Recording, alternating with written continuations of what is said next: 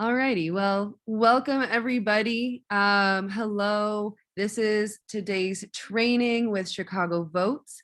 This training is a part of Chicago Votes public training series. So you can find all of our future trainings on our website at chicagovotes.com under Get Involved and our 2021 public training series.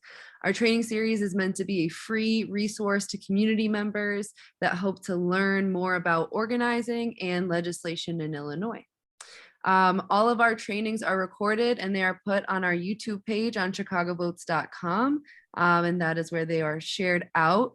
So please feel free to go and look at all of the trainings that we have had so far, and use it as a reference from this training as well. Today's training is regarding the landscape of criminal justice legislation in Illinois. There are so many criminal justice initiatives and bills that are circulating the state. It can be very overwhelming for those that are looking to get involved. And to make that task just a little bit easier, we are joined today by State Senator Robert Peters, who will be explaining some of the politics around criminal justice legislation. So hello, Senator, and thank you for being here with us. Hey, Alex, thanks for having me. Of course. And to start us off and get the discussion going with you, Senator, we're going to look back in some of the recent past and structures that have been set up by our Black Caucus around criminal justice priorities, and specifically the Black Caucus pillars. So I would love if you could just dive in and what led to the creation of the Black Caucus pillars and what are these pillars? Yeah, so, inevitably I'm going to talk about the criminal justice pillar, but I think broadly, to sort of give background, what led to them is the difficulties and the trauma of 2020. As we know, it was a sort of three levels of crises. There was the pandemic, which was a public health crisis, an economic crisis that came from that, and then a crisis when it comes to public safety, particularly inequities in public safety. And we know specifically the murder of George Floyd. And so when you combine all three of those, what you actually get is sort of a long history of inequities and systemic racism and institutional racism that led to pain that happened when it came to the pandemic. We know this when it comes to healthcare, right? We know this when it comes to housing. And then with the economic crisis, we know that there's layers of inequalities that exist in terms of economics. I always say that, when you think about the Great Recession, so that was over a decade ago, that wiped out about 52% of Black wealth. And then on top of that, Black families during the pandemic and the economic crisis have been hit even harder. So, and then, of course, what we know is that for decades, we've had tough on crime, law and order style criminal justice policy. And we saw the culmination of such militarization of policing when it comes to the murder of George Floyd and Breonna Taylor. And at this point, it's sadly so many names that just seems to keep happening and happening. And so when you combine all three of those in that crisis point, the Black Caucus, especially led by leader Kim Lightford, came out and said, we're going to do pillars. We're going to look at every level of government and how government hasn't been doing what it needs to do for everyone in Illinois, right? That we need to make sure that government works for the many and not the few. And so we saw the creation of an economic opportunity pillar. We saw a creation of a healthcare pillar. We saw a creation of an education pillar. And the one that I'm going to really sort of dig deep on is the criminal justice pillar. And that pillar was led, I played a part, is particularly in the section around ending cash bail. And but I think that pillar was led by Senator L.G. Sims and Representative Justin Slaughter, and alongside myself. And we, a lot of people say these bills, where they come from. Well, they're actually some pieces of legislation that have existed really for a decade plus, quite a long time. And so, the Black Caucus pillars and what led to them, it really is a historical crisis that sort of asked us to do something bold and try to fundamentally change the material relations and well-being of particularly Black Illinoisans. But what we understand is if you can uplift Black folks, especially systemically, but Black Illinoisans, you can actually improve the lives of everybody. And that's sort of the collective nature that comes out of it. So that's sort of the nuts and bolts of what led to the Black Caucus pillars. We'll get into, if you want me to, we can get into a longer history of criminal justice reform, but I'll let you lead the way on the questions and I will answer them because I talk too much and I might not be able to get into any details. There might need to be follow-up. Yes. You did give us some timeline about what was going on in the world and then the creation of these pillars. And so in terms of, months, these were put together in a very quick way and a lot of teamwork among some of the folks that you've named. And I'm wondering if you are able to speak a little bit more to like the actual putting of it together and how quickly it came together like that. Yeah, so let me talk about the criminal justice pillar. We held hearings, invited folks across many different issue areas in the criminal legal space. That's folks in law enforcement, that's advocates such as yourself, right? We tried to do is bring everybody to the table, have hearings, and talk in depth about each column of the criminal legal system. So we held hearings. Those were hours upon hours of hearings being done through the fall. But if we look at the history of it, like I'll talk about an issue that I've been working on for quite some time, any cash bond. That is a 6-year long, it's longer really, but in terms of an actual organized structure, 6-year long organizing project that dates back to 2015, 2016. So, and at least at the time of this recording, 6 years. So when we think about that, we're talking about half a decade of work on the issue. People knew there was work being done on this issue. Cook County specifically had Judge Evans issue an order around affordable bail. And then we have a statewide network that's been organized around the whole state. Prison gerrymandering, that has been something that's been going on for quite some time, right? This is something that people have seen as an issue that's existed for decades. And that bill has existed in some form or another for relatively 10 years. So when we think about it and we look at, even though it seems like in a short period of time, we ramped up everything, but nothing in terms of legislation was brought that didn't already exist over time. I always say that critics love to talk about process. It's one of the easiest things to do. And I understand when there's an actual process critique, but in this situation, folks need to understand the Safety Act, the criminal justice pillar, were pieces of legislation that folks who did not support parts of it had actually slipped in for or against in previous sessions. Again, so there wasn't necessarily anything really new in the larger omnibus package. And so we took those sort of longstanding pieces of legislation. We held hearings on each part of it. We made sure to hone it to the point where we've even done a trailer bill on parts of it in this legislative session. And what we came out with is something that's historical, to the point where I think there is no state that has taken as bold a systemic step as Illinois has, that's led by the Legislative Black Caucus. I think we're a model for Black caucuses across the country, that we looked at a crisis and we responded. And I think it's something that we should be proud of. I think that oftentimes, being from Illinois, we sort of disparage all the time. And I'm not going to say it's perfect. Of course it's not. We know it's not. The saying that every map in Chicago is the same map still applies today. But what I do know is that we're in states like Georgia, they're trying to destroy voting rights. In Illinois, we've expanded it, right? In places like New York and California, where they attack you, when it comes to the criminal legal system, we've decided to say, let's uplift people. When it comes to education, we've made sure to expand democracy in terms of our education system. So Illinois is actually a model, I think, for the rest of the country. And, it's weird to say, after so many governors who've been a disaster to be in this place, but we are. And I think that a large part of that is because of the work that we've done as a legislative Black Caucus.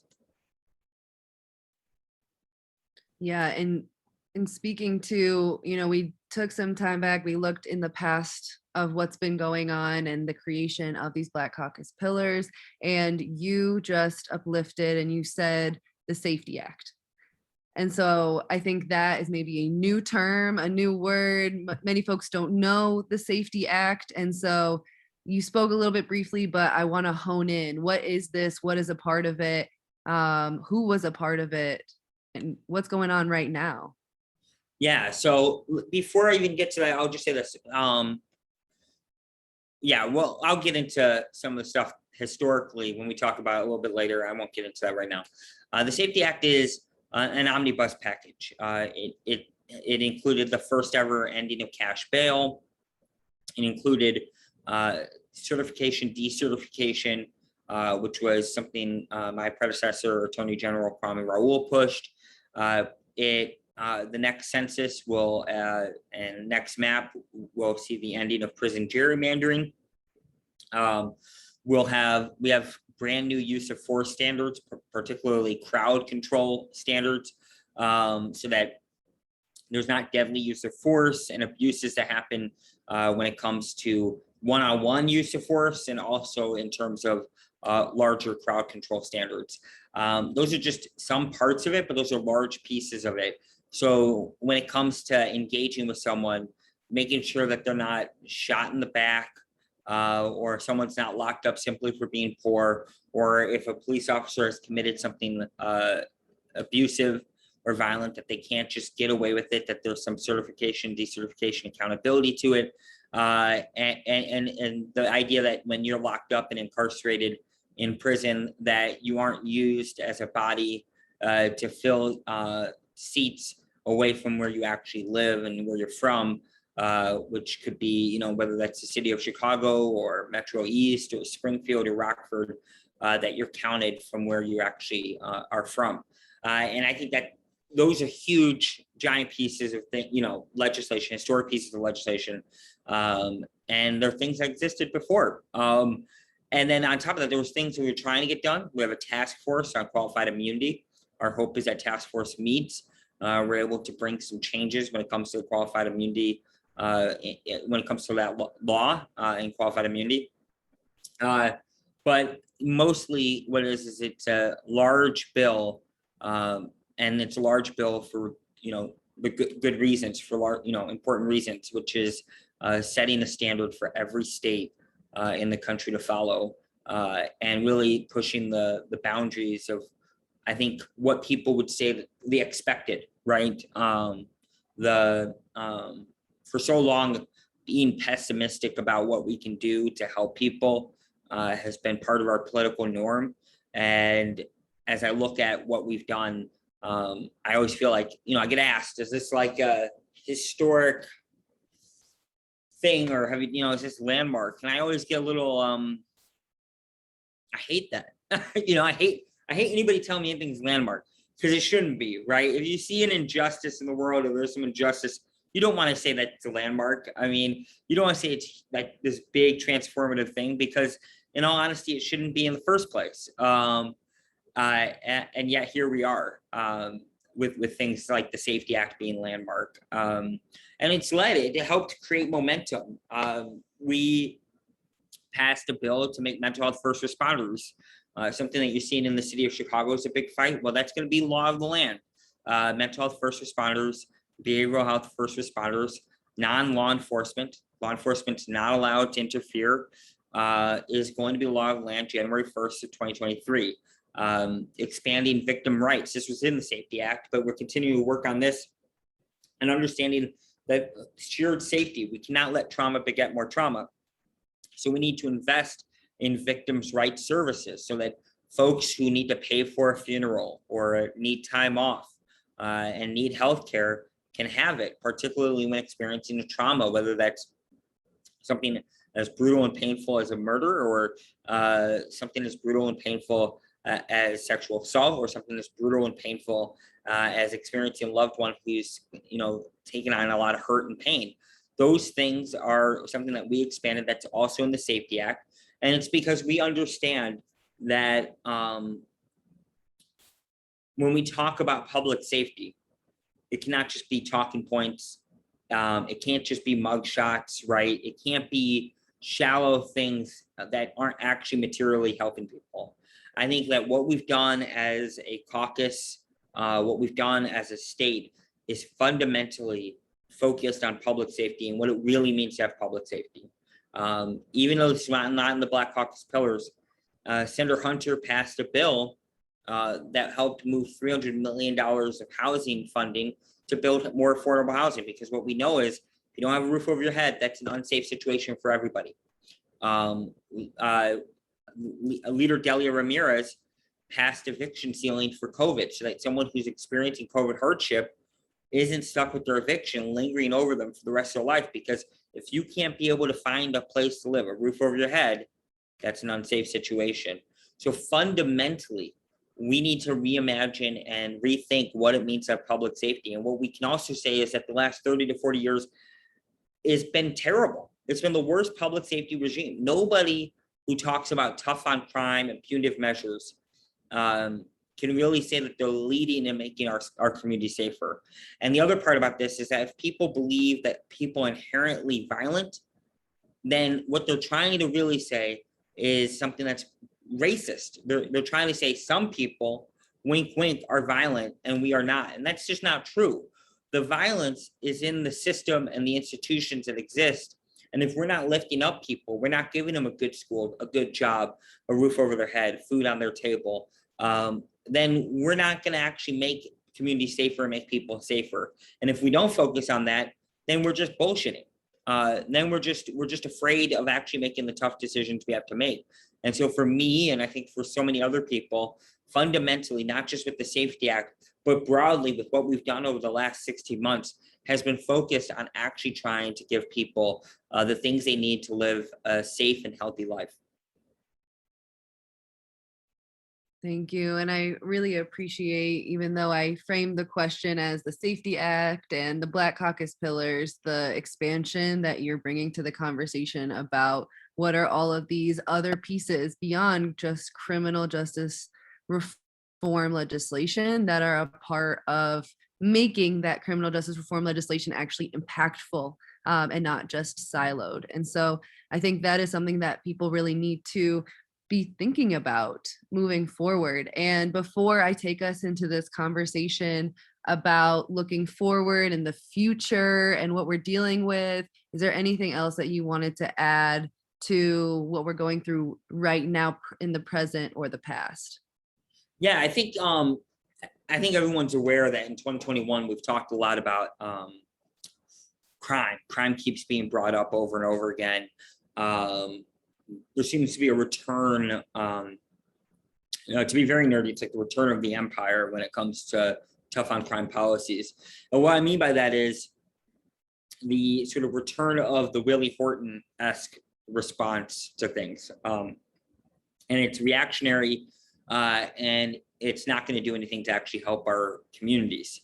If anybody knows, I don't know how many people understand who Willie Horton is, but in 1988, Republican George H.W. Bush was losing his election to then, I believe, Governor Caucus in Massachusetts.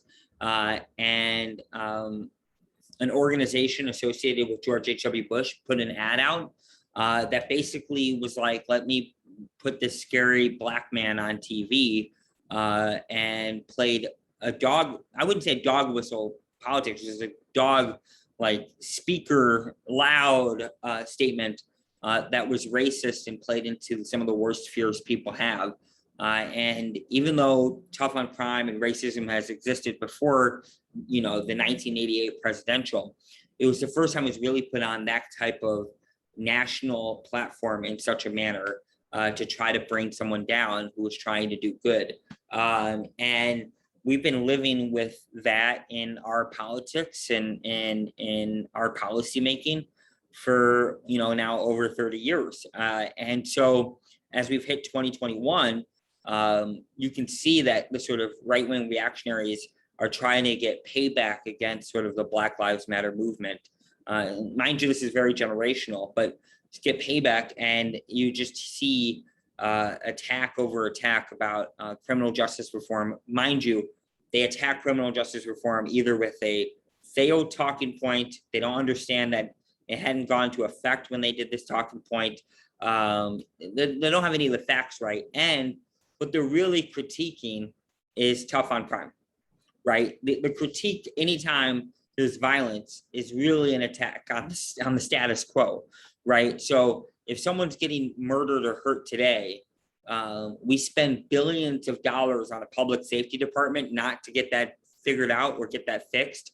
So if we spent that much money, more money than the worth of the Chicago White Sox, we spend that much money not to be able to stop or solve murders.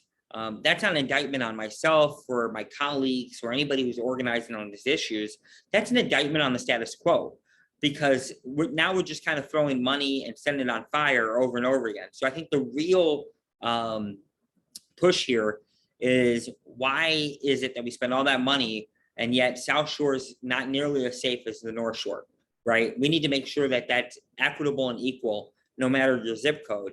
And that means that onus is not on myself, but on the people who want to defend the current way that we do things. And then on top of that, instead of questioning that, we get stuck with mugshots and we get stuck with sort of spot news stuff on Twitter that doesn't actually propose what we can do to keep things safe, unless the idea is just to arrest and lock up everybody, which would only continue to tie us to the painful history of slavery, sort of the original sin of the United States, as people would say, but it would tie us to that. And I think that for me, as a Black man in America, as someone who wants to see people free, and particularly with climate crisis coming down, the sort of dread that I have is that liberation, the timeline for liberation gets shorter and shorter as we have to deal with more and more climate crisis and climate trauma and pain. That's not something I want. And I think that we can do a lot better. And that in actuality, if we want to be able to improve people's lives, we can actually do that through everybody and not just through a few people. Yes. And thank you for bringing in, as we're looking past the stuff on crime and the Willie Horton effect that you're speaking about. And that is what we're hearing a lot in 2021. And if we continue to speak about the politics of criminal justice reform and the messaging that has come out this summer, I know that's something that you specifically wanted to speak about. And was that more than this tough on crime, maybe not having the facts rhetoric? Was it beyond that? I think it's a whole bunch of things. People who are tied to the sort of status quo of tough on crime don't really care about data. They should. I think the general public believes in data. I believe that when you have the art sciences, I believe in science.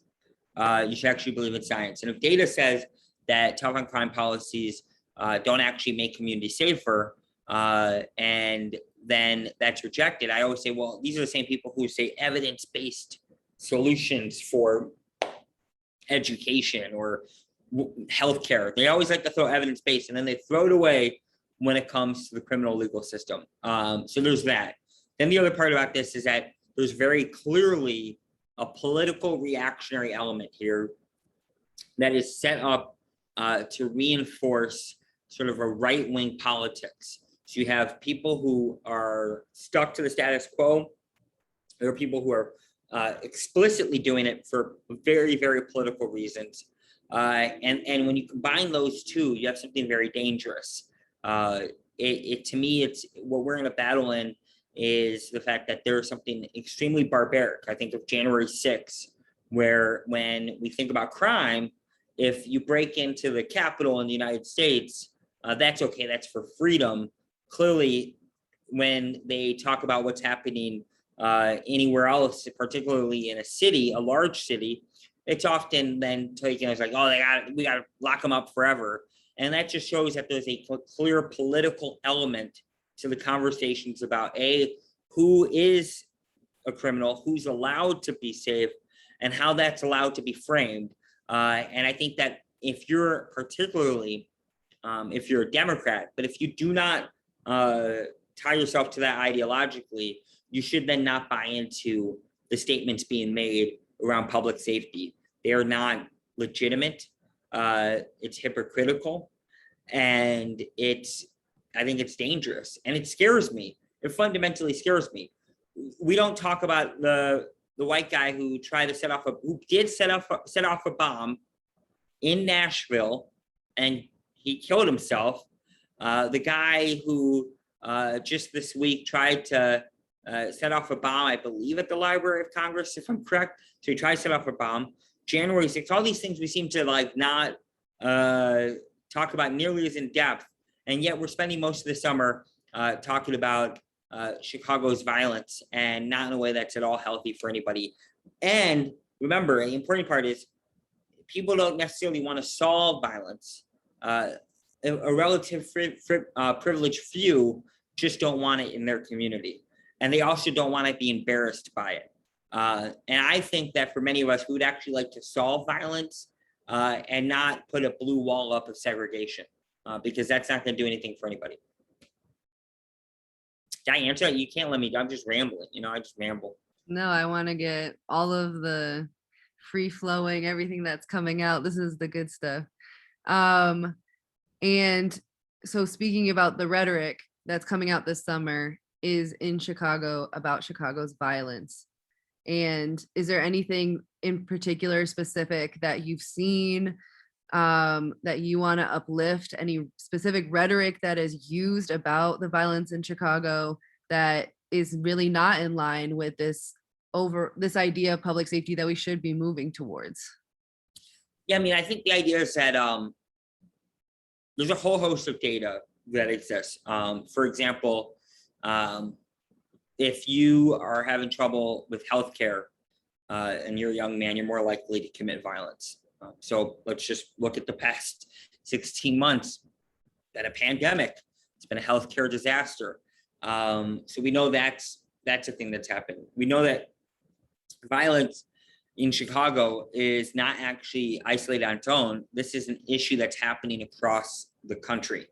Violence is up everywhere. And everyone's treating their own violence like a fiefdom. San Francisco is violent, Los Angeles is violent, New York is violent. They all think that their own town is violent. Well, violence is up everywhere. So the question we need to ask ourselves is why that's happening. And a large part of that is the pandemic. A large part of that is schools being closed. A large part of that is the joblessness that was happening for quite a long period of time. And so the answer is right there in our face: healthcare, work, education. It's all right there. Now, the question is that in order to do that, you have to reduce the inequality that exists there. And that is ultimately why people don't want to go down the path of structurally dealing with violence, because then they have to structurally deal with the inequalities that exist in the world, particularly income inequality, but as well as when it comes to inequality, when it comes to racism and gender. And so ultimately, instead of having to do that, it's easier just to blame the poor, particularly the poor and Black, particularly the poor Black and women. And to me, that's why I laugh, because it's political cowardice. They know what needs to happen, but it's too scary because some rich people who are conservative and reactionary aren't going to buy in. And ultimately, that's our battle. And so when I think about this summer and I think about Chicago, it's easy to make Chicago a punching bag, even though when it comes down to it, it's something that's an issue happening across the country. If Chicago is particularly bad, yes, part of that has to deal with the fact that we're an extremely segregated city, combined with surrounded by states that produce a shit ton of guns, And the brutality of all of that is just going to create more and more brutality. And so for all of us, it's sort of removing that blue wall of segregation, continue to fight for national laws and yes, local laws like guns, but not carceral gun reform. That doesn't work. And to understand that if we don't get to the deep root of these issues, then we're not actually going to do anything to improve people's lives. I always say, because again, I worked on bond, the people that you see who are extremely impacted at 26 in California, Cook County Jail, are Black women. And that's because they're going there and either it's a loved one, whether that's their partner or that's their kid, and under the system of bail, they're taking money out of their pocket to pay to free someone that they love. And that's not money that's going to rent. That's not money that's going for food on the table. That's not money that's going to back to school stuff. That's not money that's going to healthcare needs. That's literally going to an institution like our local governments, instead of going to where it needs to go to, and that's people most in need. And so fundamentally, we're creating a violent situation for that loved one, for that parent, and for that community. Yes. And so through this reframing of public safety currently and thinking about not only the violence that is put potentially on graphics about Chicago and spread around, but talking about the systems as inherently violent and the inequity of healthcare or education as that is what is leading the violence. And we need to be strong and courageous to actually go against such large seeming systems. And so in terms of looking forward, can you speak to what are we heading into? What is the risk? Yeah, so the risk is that the return of things like penalty enhancements. So we know that stuff like mandatory minimums or stacking on charges. So we can see penalty enhancements come back. We can see over policing, doubling down on things like ShotSpotter, surveillance. We could see people who are supposed to return home from prison not being able to return home, the increase of technical violations. And what we could see is just more brutality. So, to go back to how this conversation started, after the Great Recession, half of Black wealth was wiped out. Literally, the large banks landed on failing homeowners. So when we say banks got bailed out, we got sold out, that's literally what happened. They landed on top of it, and it turns out the majority of, a good chunk of that was Black homeowners, which was a huge contributor to generational wealth. But even since then, if we look at the data here, a Black millennial is 50% less likely to have the same wealth as the previous generation. So a Black baby boomer. So we're talking about crisis on crisis. And you combine that with what's going to happen with climate change, and the fact that we know about the racism that exists with climate change. And we look at the housing crisis as it exists now in terms of the market. And what we're talking about is creating these cycles of really difficult pain and trauma. And instead of dealing with that, it's going to actually just push more people into actually more violent situations, right? Nobody wants to go out in the street and be violent, again, because it's inherent. There's literally factors that play a role into that, really material factors that play a role in that. And so with the reaction that's happening, we could double down on a status quo that's not working. That's something that could happen. Make matters worse, contribute to more violence. And to be honest with you, that violence is not something that can be completely, quote unquote, contained, right? It is inevitably the people who live a far better life are going to see that pain. Like, that's just a fact. When you create things to be the crown jewel because you disinvested somewhere else, people are going to go there. So if people really want to see safety, we have to fight back against that and say that it's actually a lot more that has to happen in every community. And I think that the biggest challenge for us is seeing things like the Safety Act undone, seeing the enhancement and in militarized policing, seeing surveillance boost up. And we have to be very vigilant about that. And it's important that for all of us who do this work, that we don't cede the ground for what we're fighting for. I mean, too many people, particularly, I say this as someone who's a member of the left, we cede the ground on public safety, and we shouldn't. We know what safety is. We know what safety feels like. We know what we need. So we need to make sure that we're grounding what we're doing in public safety, that we are actually indicting the status quo as dangerous. And that every time we talk about the policies we want to push or the systems we want to change, that we ground it in public safety. Right now, we know people are afraid and they're hurt and they're scared. And that's understandable. That is actually understandable. To be worried about public safety is a fair thing to do. We can't dismiss that. But what we can say is that what they're afraid of and what scares them or the trauma that they experience isn't something that we've done. It's actually something that's from the status quo, from the tough on crime advocates. And then if we continue to go down their path, if we continue to follow them, it's going to make matters worse. And so we have the vision that's actually going to improve things and make things better. And that we need people to buy into that vision, and we need to sell them on that vision and get them to do the work with us, alongside us on that vision. Because fundamentally, I think that's our biggest challenge going into next year and heading out of the summer, is that we see things roll back when we don't need to. Yeah. And the risk is something I think a lot of people are thinking about, this rollback. It can be very scary, especially with folks that are seeing it in their communities every single day, very up close and personal. And so, but as you talk about the risk, you have brought up this vision. And so in terms of what we're heading into, I would love for you to talk about the opportunity. What is the real opportunity that we could have? I think the opportunity is that you, instead of ceding the ground and just playing defense, is that I always believe in playing offense. And I believe that offense is the best defense.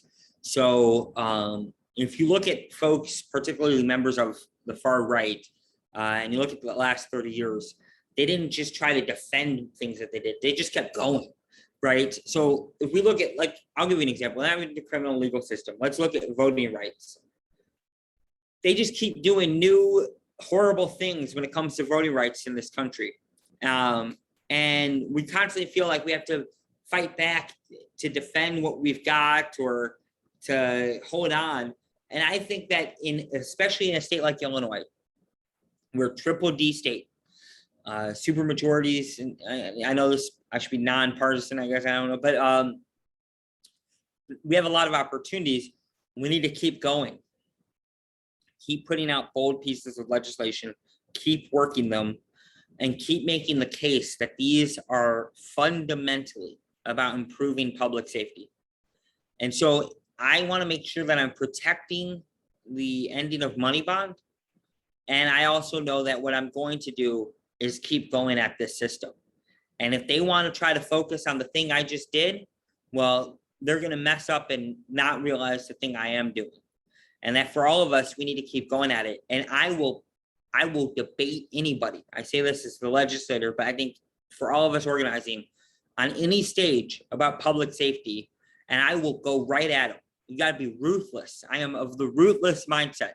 We can't be, whiny and, like freaking out from conservative attacks. We need to go right at them and put them on their back. And introduce more and more bold pieces of legislation. And we can't and we need to understand that we need to use the press. We need to engage the press. It may not always be favorable, but to keep going at it. We may not ever have the amount of financial power. But what I do know is that when it comes to organizing, you're not going to actually grow and build the base by always playing defense.